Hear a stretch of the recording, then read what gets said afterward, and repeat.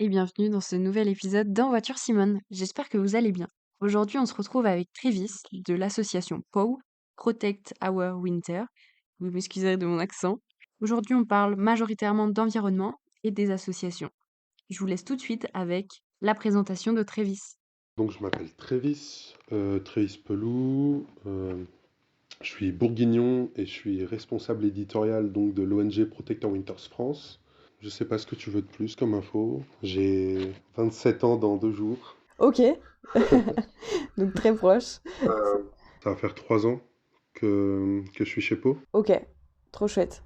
Aujourd'hui, on va parler de peau, justement, pour Ouais. sensibiliser et lutter contre les changements climatiques dans le contexte des sports d'hiver. Vu que l'hiver approche et que les vacances aussi approchent fortement, je trouvais ça important de remettre un peu en avant Pau, même s'il est beaucoup plus en avant Mhm.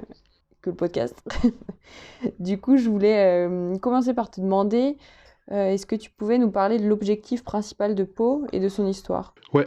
Alors son histoire, en gros, Po, c'est une ONG internationale, tout part des États-Unis, où c'est un athlète, Jeremy Jones, Mm. qui a lancé en fait l'initiative, qui a créé Pau, partant du constat que, en tant qu'athlète, en tant que passionné de montagne, c'était voilà, les personnes passionnées de montagne et la pratiquant, c'était les premières personnes à pouvoir constater les changements climatiques Ouais, qu'on pouvait, qu'on pouvait voir sur place. Et donc c'est comme ça qu'a démarré Pau, et maintenant Pau, il y a une quinzaine de chapitres, d'accord. donc une quinzaine d'antennes à travers le monde, dont une antenne Pau Europe qui supervise les autres antennes en Europe. Ok, Et donc voilà, tu as Pau États-Unis, Pau Canada, tu vas avoir Pau Japon, mais en Europe tu vas aussi avoir Pau UK, Pau France, Pau Italie, Pau Allemagne, Pau Autriche, d'accord. Donc et vous êtes voilà, bien, quelques autres encore, mais ouais, vous êtes répartis quoi, dans le monde. Enfin, je veux dire, ouais, c'est ça, on est répartis dans le monde avec le fait que chaque antenne a ses spécificités. Même si, par exemple, à l'échelle européenne, il y a des choses qui sont... Enfin, il y a un travail commun. ouais, Notamment, là, dans quelques mois, il y aura les élections européennes. Donc, dans des périodes comme ça, il y a un travail commun entre les chapitres européens. ok, Mais sinon, chaque antenne a sa ligne éditoriale, a ses axes majeurs. Il y a des stratégies qui peuvent être dessinées à échelle européenne, par exemple. Mais voilà, chaque antenne est bien distincte. Chaque antenne a ses libertés pour travailler sur X ou Y choses. ça marche. Et du coup, ça serait, Et pour France, voilà, c'est ce que je voulais ouais, te vas-y, dis-moi. poser. Je pense que tu vas sur la même ligne. Ok, et ben Pau France, ça a été créé en 2015, Ouais, si je dis pas de bêtises. Et maintenant, aujourd'hui, Pau France, ça s'est vachement bien développé. Là, on a 4 salariés à temps plein, d'accord. dont un directeur, Antoine Pin, qui est la personne la plus ancienne de chez Pau, parce que lui, il a été le premier salarié, il est arrivé en 2017, Ah oui, 2018, si je dis pas de bêtises. Et moi, je suis arrivé, ouais, il y a maintenant 3 ans. d'accord. Donc c'est quand même récent, finalement. Oui, oui, à l'échelle d'une asso, c'est quand même assez récent, surtout que même si la date de création laisse dire quand même que c'est une asso qui a bientôt 10 ans, etc., la date de création d'une asso correspond rarement au vrai moment de développement d'une asso. Enfin, il y a quand même les premières années pas mal de travail sous-marin, un travail qui prend du temps. Et, mais on va dire que depuis maintenant, on va dire 3 4 ans, l'assaut évolue quand même assez vite. Ouais, ouais, ouais. Et du coup, tu parlais que chaque antenne avait ses spécificités. Est-ce que tu peux nous parler des spécificités de Pau France? Ouais, bah quand je parle de spécificité, en fait, souvent, c'est pour mettre en avant le fait que selon si tu vas suivre Pau UK ou Pau Allemagne, en fait, les lignes éditoriales ne vont pas être les mêmes, le ton employé, etc. Mais ça, c'est spécifique au fait que bah, je pense que selon les sujets que tu traites, il faut quand même s'adapter, voilà, Au pays et aux personnes qui vivent. aux, aux communautés, aux pays, et voilà. Par exemple, on sait qu'il y a des pays où l'image de marque, etc., va avoir plus d'importance que dans d'autres pays. Je sais pas, je fais n'importe quoi, mais il y a des pays où la façon de traiter les sujets, ça va être beaucoup plus en profondeur. Certains vont accorder plus d'importance au terrain, d'autres plus au réseau. Ok, Donc voilà. Et après, sinon, pour te parler de Pau France, donc nous, notre spécificité, en tout cas notre cheval de bataille, ouais, comme on dit, c'est la mobilité.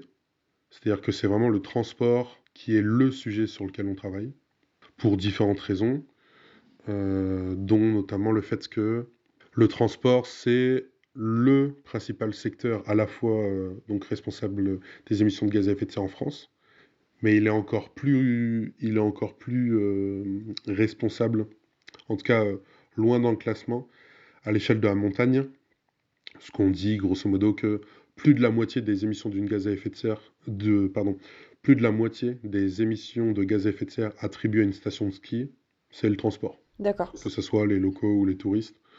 Donc voilà, donc nous, on a fait le choix de travailler là-dessus il y a maintenant quelques années. Ça, pour le coup, c'était une stratégie européenne, même si selon les antennes, on travaille différemment sur le sujet.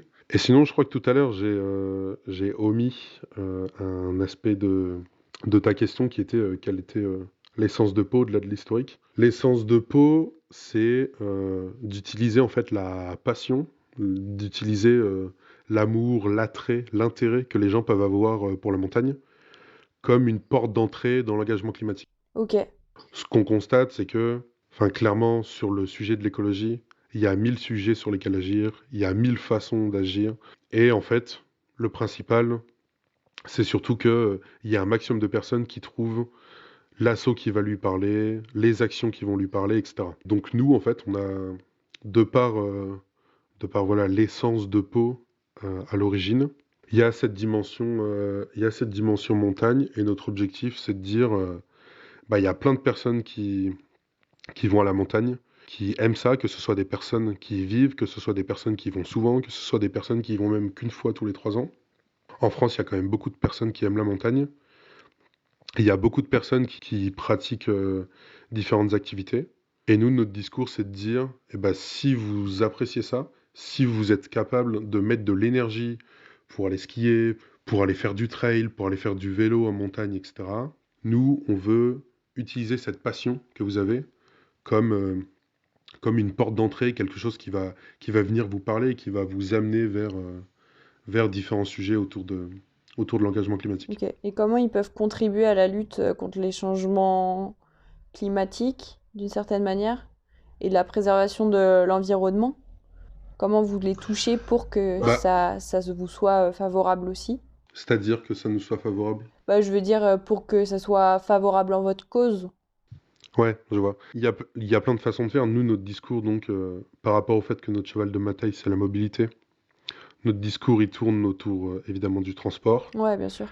Et le gros message qu'on a souvent, c'est de dire, si vous aimez la montagne et que vous avez envie de la protéger, le premier geste fort et l'un des gestes les plus forts que vous pouvez faire, c'est de bien choisir la façon dont vous y rendez. Parce que c'est ce que nous montrent les chiffres, c'est que même si évidemment sur place, il y a différentes choses plus ou moins évidentes pour les gens qu'il faut faire, bah, le premier truc est souvent le truc qu'on nommait, soit parce que bah voilà, on peut être dépendant de la voiture, soit parce que le train, des fois c'est compliqué, soit parce qu'en fait c'est devenu tellement naturel de prendre la voiture qu'on n'y pense pas. Et pourtant, bah, la première action qu'on peut faire, et peut-être l'action la plus forte, c'est de se dire, ok, comment je vais me rendre en montagne?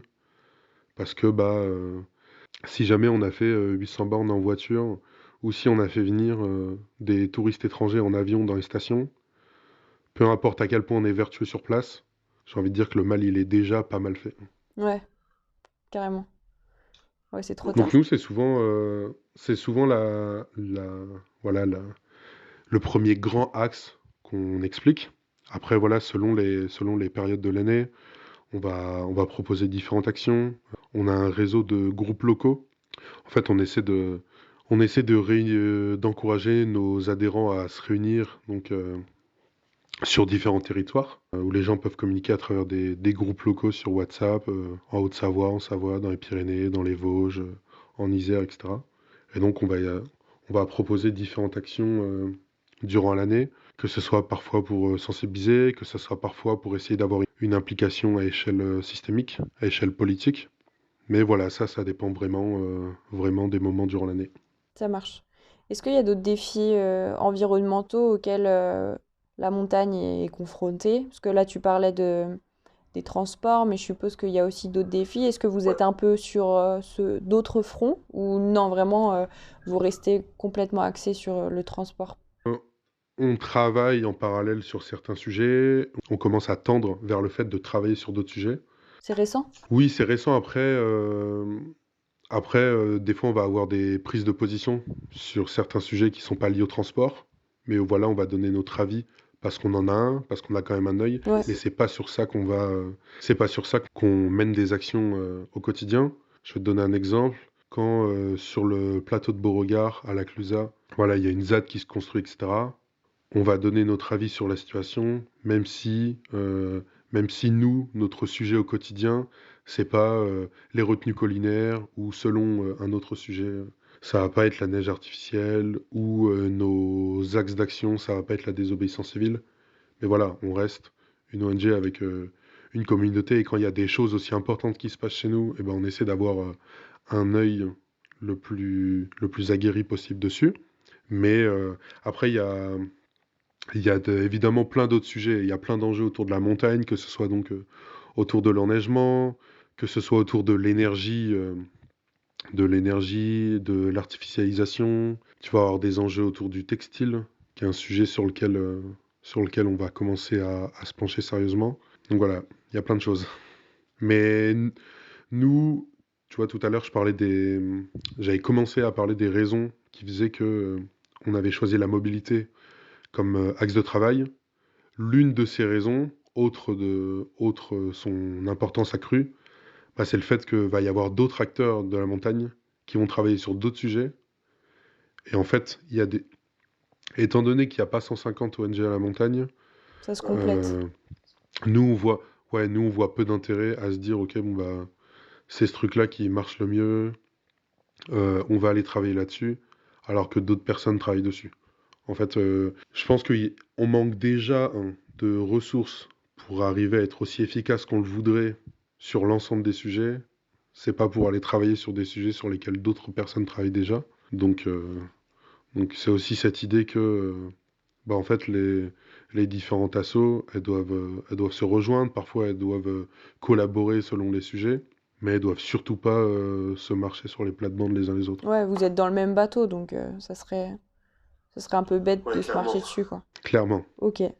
Est-ce que tu pourrais donner des exemples de projets ou d'initiatives que Pau a lancés ou mis en place pour réduire cet impact environnemental lors des trajets, par exemple?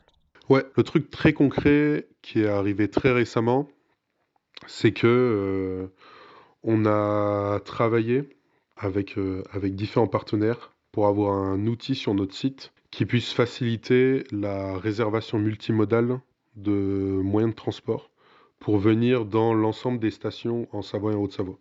Notamment parce que voilà, il y a deux choses, il y a deux grands axes sur lesquels agir pour que les personnes y puissent venir en transport en commun. Donc laisser la voiture chez eux.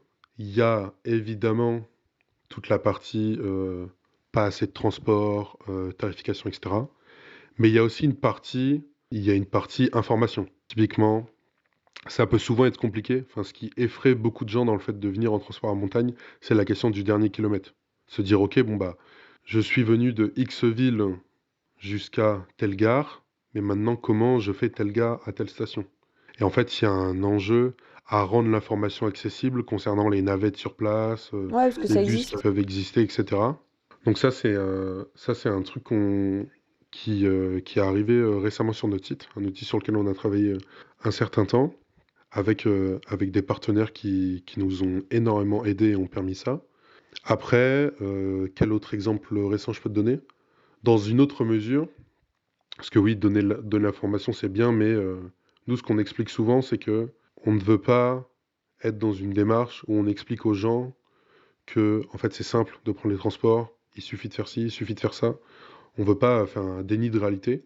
Oui, on le dit, il faut absolument qu'on arrive collectivement à se détacher de la dépendance à la voiture, mais ce n'est pas que de la responsabilité de l'individu. Si on est dans des territoires où c'est trop compliqué, où il y a peu de trains, où il n'y a pas de navette, etc., Juste, en fait, les gens n'ont pas le choix. Et c'est pas en expliquant aux gens qu'ils doivent faire mieux. C'est pas en expliquant aux gens que, bon, bah, s'il y a pas de bus, il faut qu'ils fassent 35 km de vélo pour rejoindre la gare, que ça fonctionnera. Donc, il y a aussi toute une dimension plaidoyer dans notre travail. Et le fait de dire, bon, bah, si jamais. Enfin, on a conscience qu'il y a plein de limites au transport, mais ces limites, elles sont pas techniques. C'est-à-dire qu'on sait comment on fait des trains, on sait comment faire tourner des bus. Tout ça, on sait faire. On n'est pas dans l'attente d'une nouvelle technologie, mais par contre, on est dans l'attente de décisions politiques qui viennent favoriser ça. Ok. Et donc, il y a un travail de plaidoyer auprès auprès des instances pour contribuer au fait de développer les transports, que ce soit à échelle départementale, à échelle régionale, ou même à plus grande échelle. Et là, je vais prendre un exemple très récent, parce que c'était il y a quelques jours. On a contribué au mouvement qui a été lancé par une association qui s'appelle Oui au train de nuit. Donc, comme son nom l'indique, qui travaille spécifiquement sur la question des trains de nuit. Et en fait, qui nous a contactés, nous et tout un tas d'autres acteurs et associations à travers le territoire, pour nous dire, donc là, les 11 et 12 décembre, il y a de nouvelles lignes de train de nuit qui vont être inaugurées, dont la fameuse Paris-Berlin, Ah oui, bah, qui avait été oui. fermée il y a presque 10 ans. Ok, Voilà. ouais. Et ils nous ont dit, bah ça c'est une super nouvelle, mais le problème, c'est que pour l'instant, on n'a aucune garantie du fait qu'il y ait de nouveaux trains de nuit de prévus. Et étant donné que les voitures, elles mettent entre 5 et 8 ans à être construites, si on veut la garantie d'avoir des trains, d'avoir beaucoup plus de trains de nuit d'ici 2030, bah ça se joue maintenant. Et pour l'instant, on n'a pas de garantie. Et donc les ambitions concernant le train de nuit, c'est quelque chose d'assez compliqué, qui a pas mal bougé. On a pas mal fermé des trains de nuit à l'époque. Typiquement, c'est, ouais, si je te reprends le cas des deux lignes qui ont été inaugurées, Paris-Strasbourg, ça a été fermé en 2014, et Paris-Aurillac, ça a été fermé il y a de quoi 20 ans. Donc, en fait, on a fait un pas en arrière, et là, bah, on est en train d'expliquer que le train de nuit, c'est une alternative essentielle pour essayer de décarboner nos voyages. Mais malheureusement, les ambitions, elles sont pas encore à la hauteur des enjeux. Et donc, le mouvement Oui au train de nuit, ils ont contacté plein de gens pour que on saisisse cette fenêtre-là, cette petite fenêtre médiatique qui allait s'ouvrir avec l'inauguration des lignes, pour qu'il y ait des rassemblements faits dans des dizaines, centaines de gares en France. Et nous par exemple, on a contribué à organiser des rassemblements à Annecy, etc. Parce que l'un des arguments qui est encore parfois mis en avant et qui a longtemps été mis en avant de la part du gouvernement, c'est le fait que les territoires n'étaient pas demandeurs. Et donc c'est pour ça qu'il n'y avait pas de train de nuit. Mm. Qui est discutable, mais en tout cas, oui, au train de nuit, c'est dit qu'il faudrait qu'il y ait des rassemblements un peu partout pour que les citoyens puissent témoigner de leur envie d'avoir des trains de nuit. Et qui est une réalité, puisque les différents sondages, les différentes enquêtes montrent à quel point l'opinion publique est favorable au retour des trains de nuit. Donc voilà, ça c'est une action qui a été réalisée ouais, il y a quelques jours. Mais sinon, ça peut être plein de choses. Et nous, notre travail, il est vraiment réparti entre parfois du très court terme, parfois du moyen terme et parfois du long terme. Et en long terme, par exemple, je peux te donner le cadre des discussions qui ont lieu en ce moment sur l'organisation des JO 2030 en France, des JO d'hiver, où là, il y a plus un travail de fond qui est en train d'être fait, une tribune interassociative, pardon, à laquelle on a participé, qui a été signée, un rendez-vous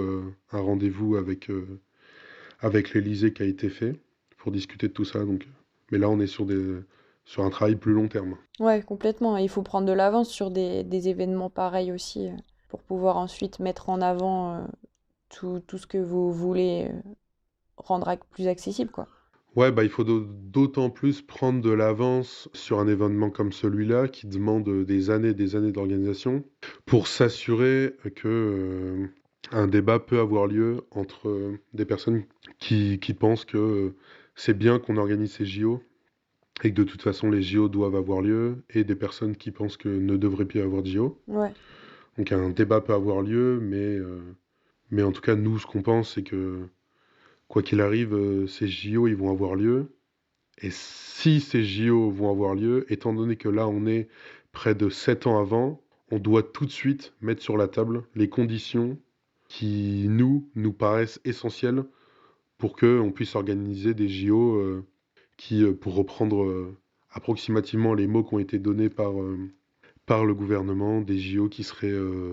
enfin non, c'est par Monsieur Laurent Wauquiez, président de la région Aura, pardon, qui a promis des JO durables, etc. D'accord. Donc nous, euh, donc nous, on a expliqué que des JO durables, ça devait être des JO qui réunissaient à minima ces 17 conditions de cette tribune.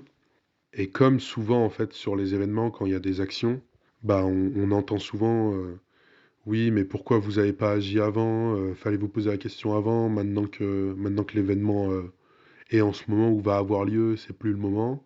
Bon, bah là, on s'inscrit directement dans la racine du projet, puisque les choses ne sont même pas encore vraiment officialisées. Ouais. Ouais, mais c'est bien et je pense que c'est rassurant pour le public aussi qui s'intéresse vraiment à ça, on va dire. Mhm. Important de sentir que ça bouge aussi. Tu parlais que vous avez travaillé avec d'autres, avant vous travaillez sans vous marcher dessus avec d'autres associations par rapport au train de nuit aussi. Comment vous travaillez avec des entreprises, des stations, des autres parties prenantes pour promouvoir les pratiques plus durables dans l'industrie du sport d'hiver? Bah, ça a vraiment varié selon les entités, mais un exemple que je peux te donner, on peut être amené à travailler avec des événements sportifs, par exemple. Euh, il y a un peu moins d'un an, enfin en tout début d'année là, on a, on a collaboré avec les mondiaux de ski, où notre rôle a été, en bonne partie, de travailler sur la mise en place avec eux d'un plan de mobilité et surtout la bonne communication de ce plan de transport. Ok, trop bien. Donc ça, c'est un des axes. On essaie de travailler avec des événements sur vraiment le sujet qui nous concerne. Un truc qui va arriver aussi en début d'année, on va essayer d'animer des ateliers mobilité, des journées en fait consacrées qui mélangent formation et réflexion opérationnelle sur ce qui est possible de faire avec différents acteurs, notamment des acteurs de station. Donc voilà, je te donne deux exemples. Qu'est-ce que je peux donner d'autre? Est-ce qu'il y a d'autres réalisations faites avec des stations par exemple ou des gros groupes? Je sais pas, je pense à la SNCF ou... Bah, avec la SNCF, c'est plus un travail long terme. On essaie d'avoir... Alors après, un des trucs qu'on apprend justement en travaillant avec la SNCF, c'est que la SNCF en tant que telle n'existe pas. C'est vraiment... Il y a vraiment plein d'entités. Ok, ça marche. Donc ça rend les choses parfois un peu complexes. Tout le travail avec des acteurs comme la SNCF, des comités de mobilité, etc. C'est du travail plus de fond, plus de l'ombre. Mais c'est un travail tout autant nécessaire, mais c'est un travail dont voilà, on voit moins les résultats dès le lendemain. Ouais. Est-ce que vous avez d'autres projets ou objectifs qui vont arriver, dont tu peux parler pour un peu teaser Ouais, bah, un projet qui peut intéresser les personnes qui vont nous écouter. En début d'année, on va relancer la saison, enfin, on va lancer la saison 2 d'un projet qu'on avait lancé l'année dernière qui s'appelle La Voie des Glaciers. Pour en faire un rapide pitch, La Voie des Glaciers, ça partait d'une initiative de Camille Etienne, donc qui est une activiste que je pense beaucoup de personnes connaissent, qui a réalisé un film qui s'appelle Glacier pour sensibiliser voilà, sur l'impact du réchauffement climatique sur les glaciers avec une dimension artistique vraiment incroyable. Et en fait, elle nous a approchés avec voilà, d'autres personnes des territoires de montagne parce que elle voulait lancer une initiative autour de son film et autour d'autres films Ok, où en fait l'idée c'était de créer des kits pour encourager les personnes à organiser des projections autour de chez eux, avec comme grande volonté en fait d'amener du débat, d'encourager les personnes des territoires à débattre autour de films qui viendraient apporter de l'information, sensibiliser, etc. Et cette idée, voilà, ça partait vraiment de on va construire suffisamment de choses pour que n'importe qui puisse s'emparer du truc et se dise, ok, bon bah, je clique sur le lien du kit, je vois, il faudrait que je fasse ça, ça, ça. Je peux trouver des personnes qui m'aident sur tel réseau, sur tel Discord, et je vais voir pour organiser une projection à côté de chez moi. Ok, Il y a pas mal de projections où on avait des experts qui pouvaient se déplacer, etc. Je peux pas encore en dire trop puisque tout n'est pas encore officialisé, mais on est en train de relancer la dynamique pour janvier prochain. ça marche. Trop bien. Et ça, c'est vraiment quelque chose, bah, voilà, qui est à dispo de tout le monde, parce que l'idée, c'est d'encourager des personnes qui n'ont peut-être encore jamais sauté le pas, parce qu'on sait que, bah, parfois la barrière, elle peut être grande entre le moment où on sait que, bah, l'écologie c'est important, on sait que, on connaît les conséquences du réchauffement climatique, etc. Mais souvent, il y a une grande barrière entre le moment où on sait tout ça et le moment où on se dit, ok, je peux faire un truc. Souvent, on imagine en fait que on s'imagine que ça va nous demander un dévouement énorme, que ça va nous demander beaucoup de temps, un engagement personnel vraiment conséquent. On se demande comment faire, quoi. Et on se demande comment faire. Et pour nous, ce genre de projet, il est là justement pour faciliter les choses à ces personnes-là et leur dire, un, vous n'êtes pas tout seul, de deux, vous pouvez faire des trucs vraiment cool qui ne sont pas compliqués, et de trois, eh ben, des personnes qui travaillent dans des ONG comme nous, elles sont là justement pour vous aider et vous répondre. Et en fait, parfois, vous êtes la seule barrière en fait que vous avez à franchir, c'est de vous dire, allez, j'envoie un message, je dis à X asso, à X personnes, j'aimerais faire un truc, et cette personne-là va vous aider, et voilà. Et nous, chez Po, on croit vraiment en l'importance du collectif, au fait que bah, c'est en essayant d'impliquer un maximum de gens qu'on arrivera à faire bouger des choses. Et, et ce projet-là, ça va être une grosse activation de notre début d'année parce que tout un pan de notre travail, il est aussi dans le fait de sensibiliser par les images. Donc on a pas mal de films à diffuser. On a même participé à produire des films, notamment dans la saison 1 de Glacier. Il y avait le film Conscience, réalisé par Alex Chambé et Gaëtan Gaudissart, que d'ailleurs les personnes peuvent retrouver sur YouTube. Il y avait le film Conscience donc, qui était dans la boucle. Et cette année, voilà, on va mettre encore d'autres films dans la boucle, toujours avec cette idée-là de la montagne, ça a quand même l'avantage d'être quelque chose de vraiment parlant pour beaucoup de gens. C'est quelque chose même d'envoûtant, on pourrait dire. Et pourtant, c'est un bourguignon qui te dit ça, hein. C'est une personne qui n'a jamais mis les pieds sur des skis Ouais, et qui s'en fout de tout ça, mais la montagne en tant que telle, c'est quand même quelque chose d'assez magique. Et ça a ce pouvoir un peu, ouais, ça a ce pouvoir un peu assez captivant. Et utiliser des belles images de montagne avec des bons messages pour essayer d'encourager les gens plus tard à faire des trucs, on trouve que c'est une action assez cool. ouais, carrément. Puis ça donne envie aussi de découvrir tout ça et de l'entretenir aussi, d'essayer de faire attention pour que ça reste comme c'est. Carrément. Au-delà de la dimension utile pour la cause, si je pourrais dire, en mettant des guillemets, on remarque aussi que faire des choses, organiser par exemple une projection avec des gens, etc., bah c'est pas bien que pour la cause, c'est aussi bien pour les gens. En fait, on est quand même dans une période, on va se le dire, où l'actualité, elle est loin d'être réjouissante, que ce soit l'actualité climatique ou l'actualité en général, hein. Et je pense que le pire ennemi face à cette actualité, c'est la solitude. On voit qu'il y a de plus en plus de gens pardon, qui prennent conscience du problème, mais souvent la prise de conscience de ce problème-là eh ben, va s'accompagner d'une forme d'éco-anxiété, de stress. On voit, enfin, moi j'ai discuté avec pas mal de personnes qui ont pu me dire qu'au début, en ayant pris conscience du problème, c'était un peu comme un coup de massue et les gens ne savent pas quoi faire, se sentent un peu isolés. Là, on va arriver, dans quelques jours, ce sera les fêtes. Ouais, Bah, on sait qu'il y a pas mal de personnes en France qui vont se retrouver dans des repas de famille où ils aimeraient bien que leur repas dure un peu moins longtemps, que les discussions prennent une autre tournure. Nous, on essaie aussi, en parallèle de tout le travail de fond qu'on peut faire, de mettre l'accent justement sur le fait de rassembler les gens, de rassembler, enfin de faire vivre une communauté, parce que je pense que l'un des meilleurs moyens de lutter contre cette forme d'éco-anxiété, etc., bah, c'est de voir d'autres gens, c'est de passer à l'action. sans forcément me parler de trucs de dingue. Ouais, mais on a C'est juste besoin. le fait, la satisfaction d'aller discuter avec des gens qui sont dans la même asso, d'organiser une projection où des personnes vont venir voir un film, etc. Je pense que ça peut être, surtout dans un mois comme janvier, où même si nous, on va faire en sorte que ça dure sur plusieurs mois, mais voilà, on sait que le début d'année, parfois, c'est aussi un moment qui s'accompagne un peu d'une forme de blues. Je pense que encourager les gens à se réunir, c'est vraiment le meilleur truc qu'on peut faire. Carrément, et puis appartenir à une même cause, je pense que ça fait du bien aux gens de se retrouver avec d'autres personnes qui luttent contre les mêmes choses, qui pensent les mêmes choses aussi. Ça permet de se retrouver, Mhm. et c'est important. Ouais, totalement.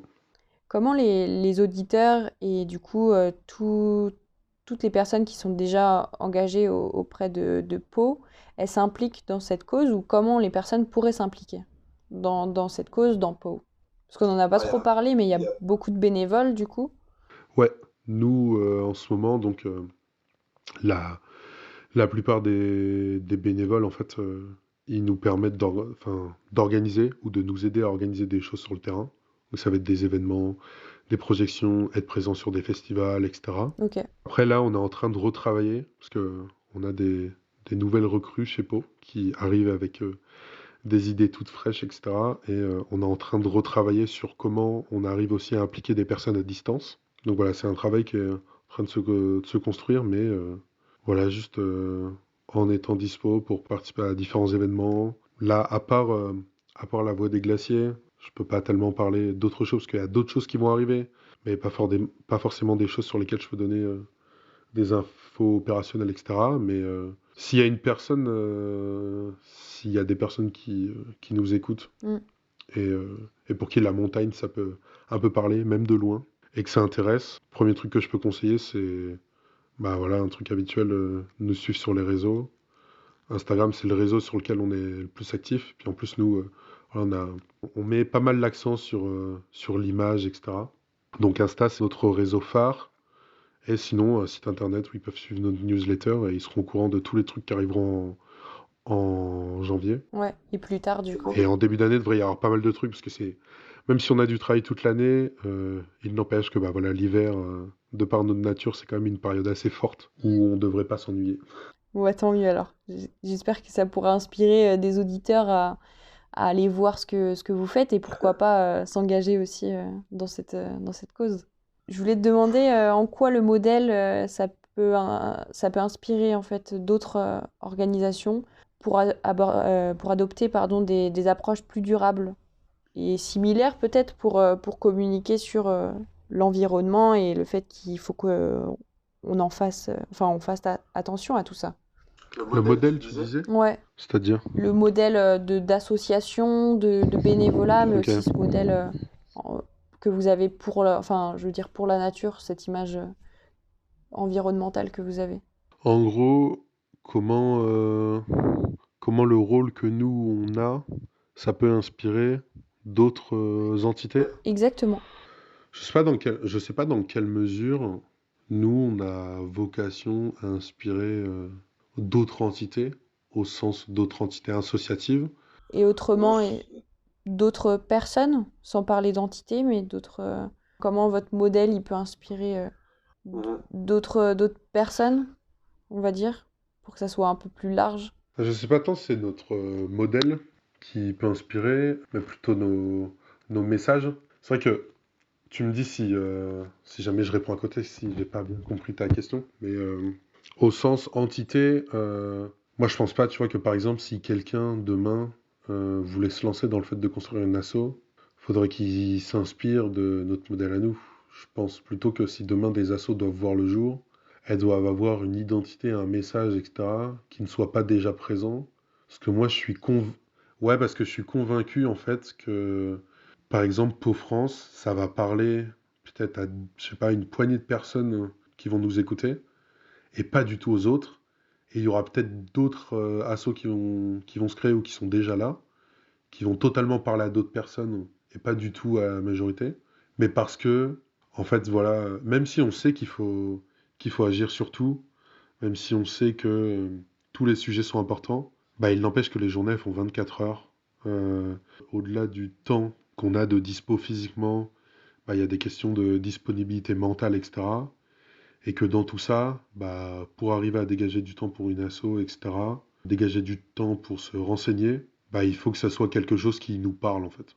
Et donc je pense que moi je peux que inviter les personnes qui sont dans, en fait, qui ne suivent aucune asso ou presque pas, qui ne sont bénévoles ou adhérents dans presque, enfin dans zéro asso, à juste se dire, ça serait cool que j'essaie de trouver, sans parler voilà d'engagement bénévole, etc., mais de trouver l'asso, le sujet qui va me parler.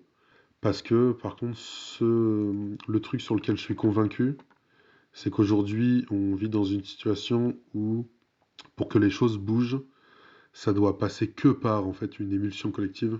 En fait, on le voit déjà sur certains sujets où il y a un collectif important qui est engagé, que ça suffit pas.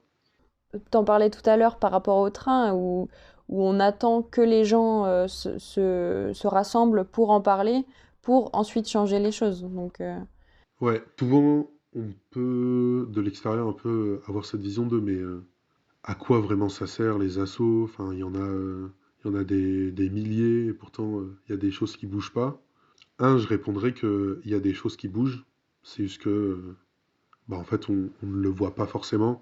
Et comme on a envie que tout bouge vite, bah, c'est toujours trop loin à notre goût.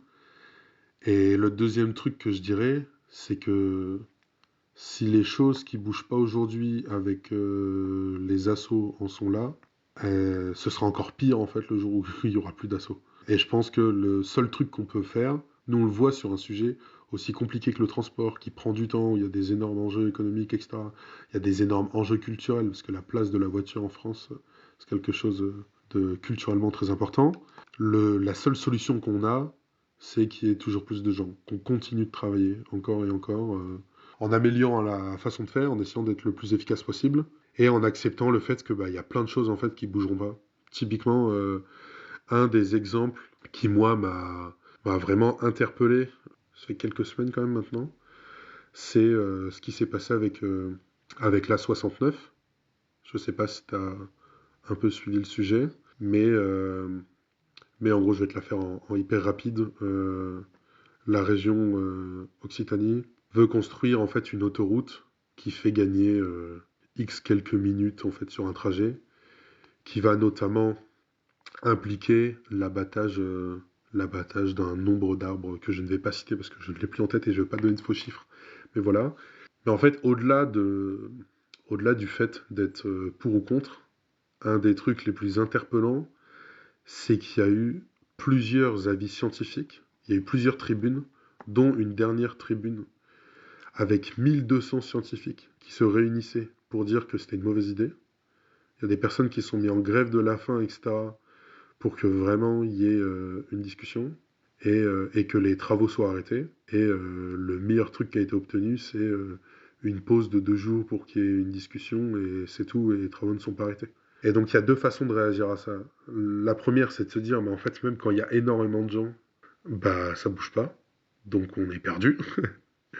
Et la deuxième, c'est de se dire, bah si déjà quand il y a autant de gens ça fonctionne pas, bah peut-être qu'il y ait encore plus de gens et surtout qu'il faut qu'on continue parce que si on se retrouve avec des cas où même avec 1200 scientifiques qui disent quelque chose, on les écoute pas, et bah si demain en fait la majorité des citoyens baissent les bras et ne décident plus de s'opposer ou de plaider pour quelque chose, bah enfin voilà les choses ne feront que s'aggraver quoi.